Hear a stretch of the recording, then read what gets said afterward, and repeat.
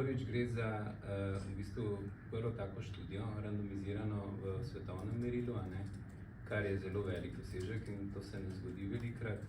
kar je seveda tudi posledično imelo tudi zadostno odmevnost in tudi objavo in zato tudi pomeni velik prispevek znanosti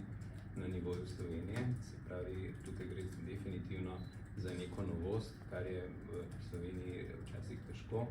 narediti, se pravi, znanstvena vrednost je absolutno zelo velika. Druga stvar, ki bi jo poudaril, je pa tudi organizacijski aspekt. Kot vidite, gre za multicentrično študijo, kar pomeni, da je bilo vključenih več bolnišnic, kar je zelo velik organizacijski zalogaj. Tudi sicer v Sloveniji je takih študij relativno malo in so pa to tudi najbolj pomembne študije tudi v svetovnem merilu, vedno so multicentrične in randomizirane, tako da gre res za v bistvu zelo dobro izvedeno študijo, ki je imela tudi zelo pozitivne rezultate, ki bodo verjetno vplivali tudi na prihodnje svetovne smernice in na tem nivoju bi pač še enkrat čestital ne samo prisotnim tukaj, ampak tudi vsem ostalim, ki so pri tem sodelovali.